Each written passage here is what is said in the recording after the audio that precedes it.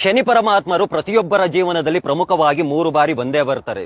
ಶನಿದೇವರು ನಿಮ್ಮ ಜೀವನದಲ್ಲಿ ಮೊದಲನೇ ಬಾರಿ ಬಂದಾಗ ಕಷ್ಟ ಅಂದ್ರೆ ಏನು, ತೊಂದರೆಗಳು ಅಂದ್ರೆ ಏನು, ಸಂಬಂಧಗಳು ಅಂದ್ರೆ ಏನು, ಸ್ನೇಹಿತರು ಅಂದ್ರೆ ಏನು, ಜೀವನದ ಸಂಪೂರ್ಣ ಪಾಠವನ್ನ ತಂದೆಯ ಸ್ಥಾನದಲ್ಲಿ ನಿಂತ್ಕೊಂಡು ನಿಮಗೆ ಸಂಪೂರ್ಣವಾಗಿ ಜೀವನದ ಪಾಠವನ್ನ ಕಲಿಸ್ಕೊಡ್ತಾರೆ. ಶನಿ ಪರಮಾತ್ಮರು 2ನೇ ಬಾರಿ ನಿಮ್ಮ ಜೀವನದಲ್ಲಿ ಬರ್ತಾರೆ. ಶನಿದೇವರು 2ನೇ ಬಾರಿ ನಿಮ್ಮ ಜೀವನದಲ್ಲಿ ಬಂದಾಗ ಸಕಲ ಸಂಪತ್ತು, ಐಶ್ವರ್ಯ, ನೀವು ಕೇಳಿದ ಎಲ್ಲವನ್ನ ಸಹ ನೀಡ್ತಾರೆ. ಶನಿ ಪರಮಾತ್ಮರು ಮತ್ತೆ 3ನೇ ಬಾರಿಗೆ ನಿಮ್ಮ ಜೀವನದಲ್ಲಿ ಬರ್ತಾರೆ.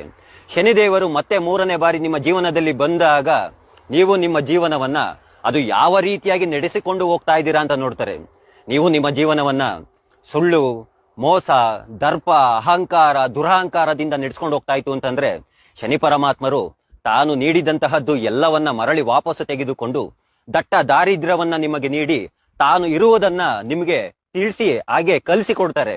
ಆಗ ನೀವು ಮತ್ತೆ ಮರಳಿ ವಾಪಸ್ಸು ಆ ಪರಮಾತ್ಮನ ಬಳಿಗೆ ಹೋಗಿ, ಅಪ್ಪ ಶನಿ ಪರಮಾತ್ಮ ತಪ್ಪಾಯ್ತಪ್ಪ, ನನ್ನನ್ನ ದಯಮಾಡಿ ಕ್ಷಮಿಸ್ಬಿಡಪ್ಪ ಅಂತ ಮತ್ತೆ ಹೋಗಿ ಆತನ ಬಳಿನೇ ನೀವು ಕೇಳ್ಕೊಳ್ತೀರಾ. ಹಾಗಾಗಿ ಹೇಳುವಂತಹದ್ದು, ಆತ ಕೊಟ್ಟಿದ್ದಂತಹದ್ದನ್ನ ಸರಿಯಾದ ರೀತಿಯಲ್ಲಿ ಬಳಸ್ಕೊಳ್ಳಿ, ಉಪಯೋಗಿಸ್ಕೊಳ್ಳಿ.